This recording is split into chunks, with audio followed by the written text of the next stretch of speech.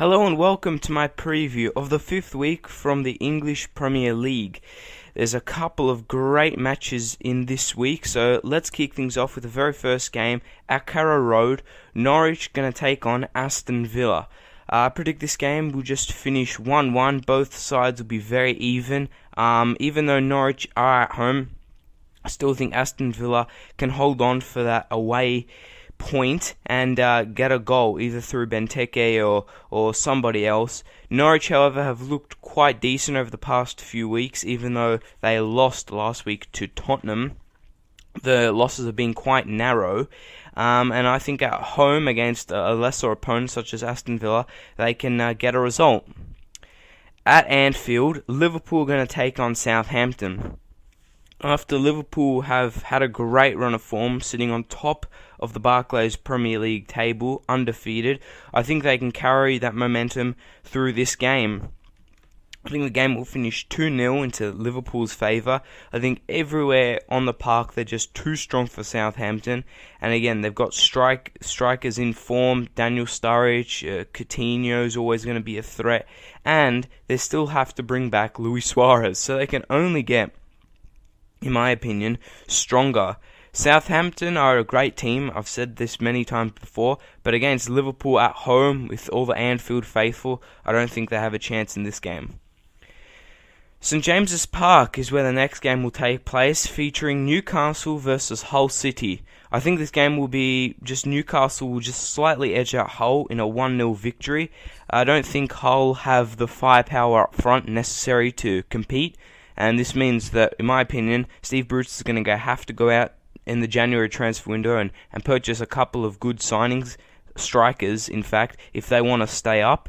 Newcastle, over the past couple of weeks, everything has been run through the French maestro, Hatem Ben Arfa, and I think that, again, his influence in this game will no doubt either lead to Newcastle winning or losing. I think his influence will be strong and his run of form will continue, and Newcastle will win 1-0.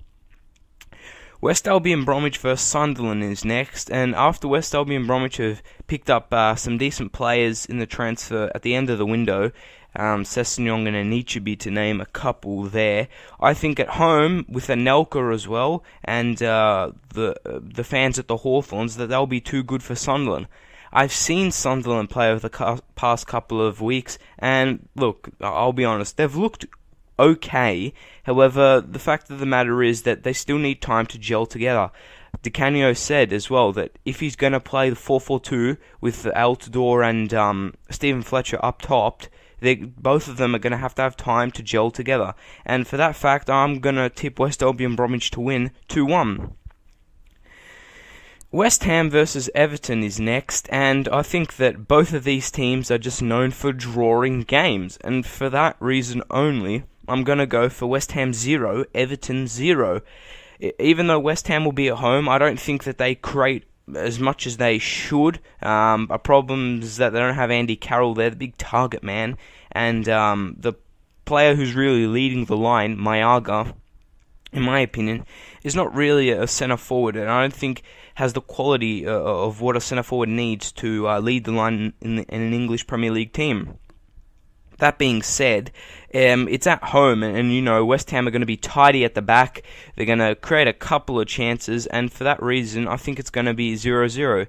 Everton, on paper, look the stronger team and have the better players. However, again, it's going to take some time for the likes of Lukaku and James McCarthy to fit into Roberto Martinez's style of play.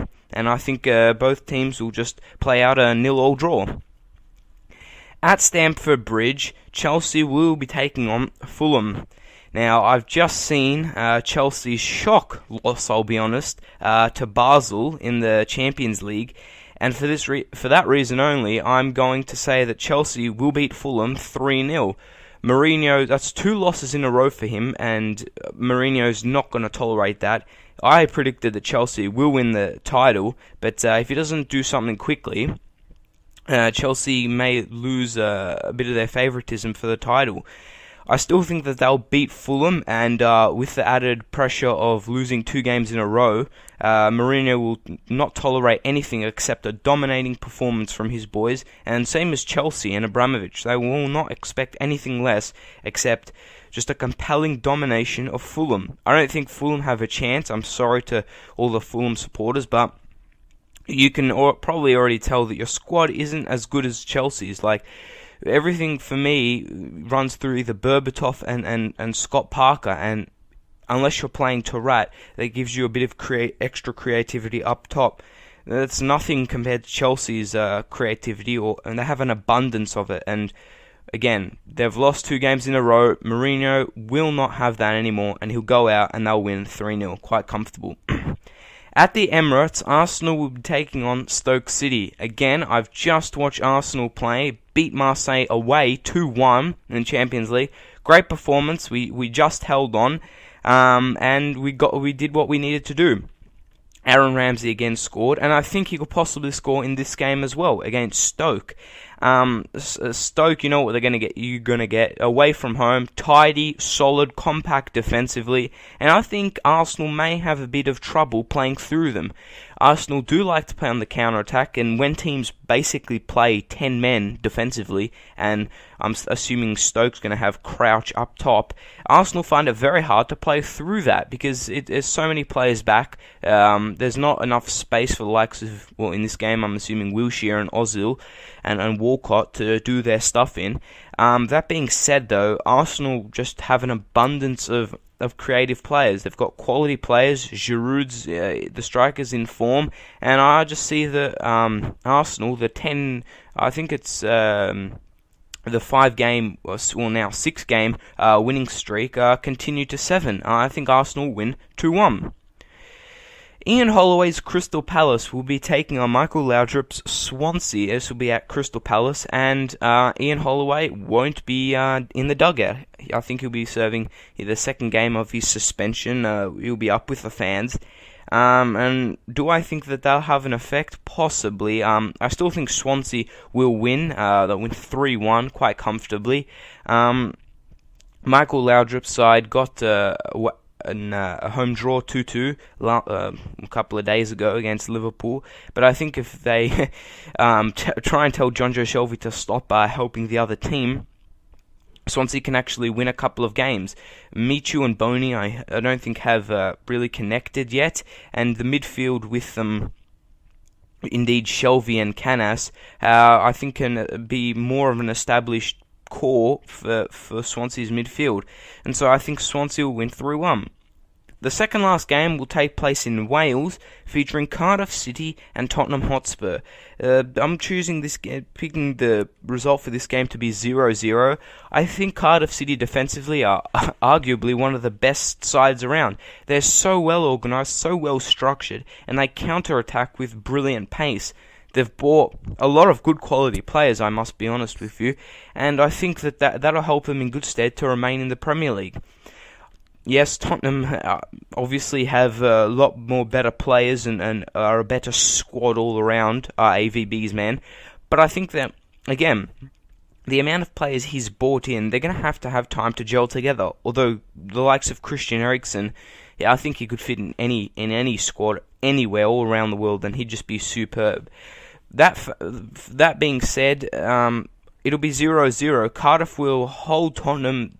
Tottenham will create a lot of chances. Don't we worry about that. But Cardiff will defend valiantly, and I think in front of their home fans, against like a big club in Tottenham Hotspur, not as big as Arsenal, but in front of their fans, the Cardiff City fans will really urge their boys on, and I think that they can get a really vital point at home. The last game. This is the game that everyone around the world's been waiting for.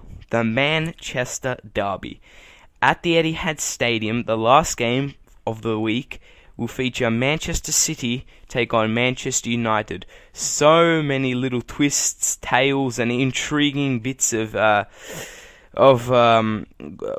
interesting information this game will have like Wayne Rooney. Is he going to be able to step up and actually like continue this okay run of form he's been on against Manchester City? Is Vincent Kompany, is he like 100% fit? Is the new players Manchester City bought in going to be enough? Is Manchester United under David Moyes good enough? There's so many questions, so many answers. The only answer I'll give to you right now is I predict this game will be 2-2. It'll be 2-2, finished Manchester City 2, Manchester United 2. Typically in these games, both teams usually cancel each other out. I think that this game will be the exact same thing. Manchester United are always going to be a threat with Van Persie. They do like to get crosses in the box, so the Manchester City fullbacks, I'm thinking Clichy and Zabaleta, are going to have to be aware of the likes of Valencia and whoever plays on the left to get crosses into the box to the likes of Rooney and Van Persie. But the only area I think Manchester United are a bit susceptible in is at the back. You know, you've got Vidic and Ferdinand, not typically the fastest centre-back pairing around.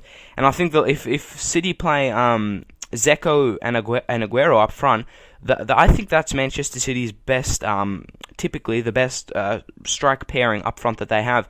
Aguero can drop into the midfield, he likes to dribble, he's pacey, and you've got the big target man, Zeko, who I think can create problems for Ferdinand and Vidic. I still think it's going to be a draw. I don't think any team will have the bragging rights just yet, but it'll be one hell of an intriguing game. So there you have it. Those are my predictions for the fifth week. There's some great games, as I've said. I think there will be some great scorelines. Also, some cracking goals, I believe, will be scored. And I'll see you in a couple of days' time to bring you the review of these past games. I hope you enjoy them. I hope your team wins. And goodbye for now.